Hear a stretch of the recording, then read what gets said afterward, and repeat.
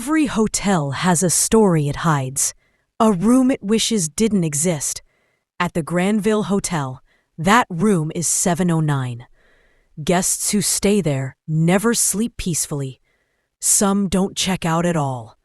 They say the phone rings at midnight, and if you answer, someone or something will deliver your room service from the beyond. The Granville Hotel was one of those places that felt older than time itself. Built in the 1920s, it stood at the edge of the city. Once a symbol of luxury, now a relic of another age.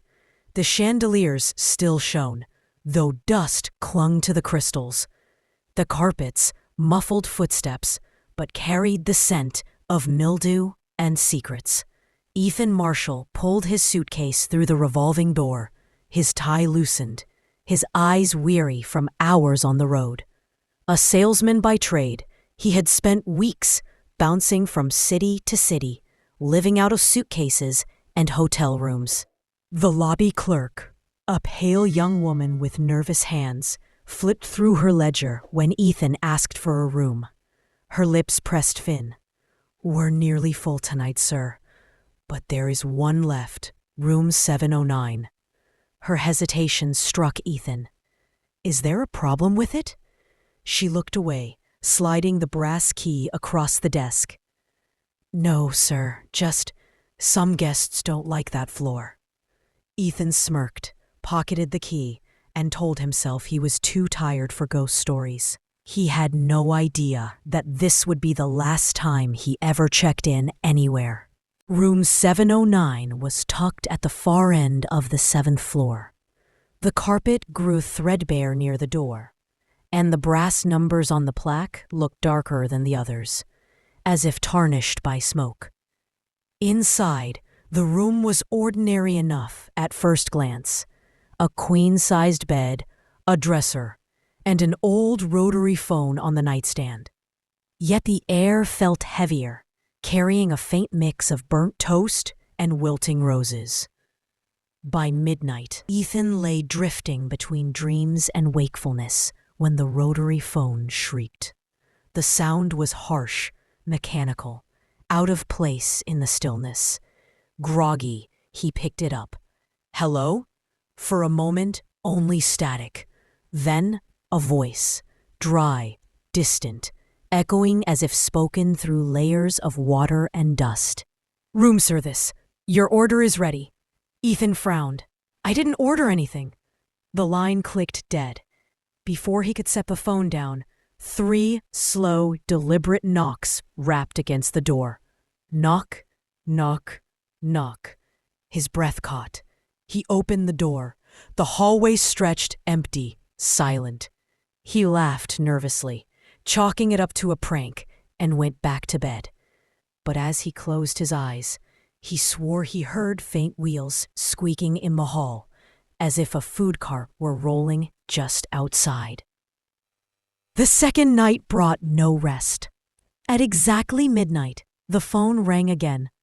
This time, Ethan answered with irritation. "Who is this?" The same hollow whisper replied, "Room service, delivery complete." Before he could respond, the door across the room creaked open by itself. Ethan froze, heart hammering. Slowly, the door swung wider, and with a metallic squeak, a silver tray rolled into the room on its own, carried by an invisible force. It stopped beside the bed. The smell hit first. Coppery, metallic, foul. Ethan's hands shook as he lifted the dome. Inside was no meal. It was a raw, beating heart. Blood pooled beneath it, warm and fresh. He stumbled back, gagging, staring at the impossible sight. When he looked again, the tray was gone. Only a faint smear of blood remained on the blanket. Shaken, Ethan rushed to the front desk. "No one should be sending food to 709, the clerk whispered, pale as death. "That room hasn't had service since the incident." "What incident?" Ethan demanded. The clerk's lips trembled. She leaned forward and whispered, "Check the nightstand drawer. Then you'll understand." Back in the room, Ethan hesitated before opening the drawer. Inside lay a worn, leather-bound ledger. The paper was yellowed, brittle, with names written in neat cursive. But each name under room 709 had been violently scratched out, over and over, line after line. Decades worth of guests, gone, erased. The last entry was dated 30 years ago. Beneath it, in thick, crimson ink, or what looked horrifyingly like dried blood, was a single note. Still here, still hungry. The lights flickered. The phone rang again. Hands shaking, Ethan picked up. "Room service." A voice rasped, louder now, closer.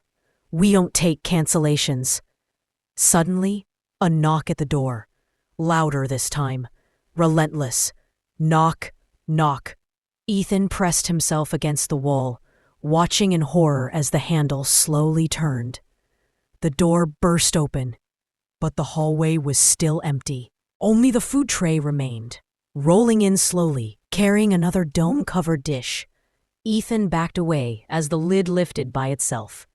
Inside was a piece of toast, still warm. By the third night, Ethan was unraveling. He hadn't slept. Shadows in the corners of the room seemed to breathe. The phone now rang every hour. Always the same voice. "Room service for you." At exactly 3:09 a.m., the final call came. "Room service, enjoy your stay, forever." The knocking started again. Louder, harder. The door rattled on its hinges as though something monstrous pressed against it. Ethan screamed, bracing himself against the bed. As the walls began to shudder, the mirror cracked. The lights died. When the police forced the door open the next morning, the room was pristine. No blood, no trays, no signs of struggle. But Ethan Marshall was gone. His suitcase stood neatly in the corner. His wallet sat on the desk. On the bed rested a single silver tray. Beneath the dome was a warm piece of toast.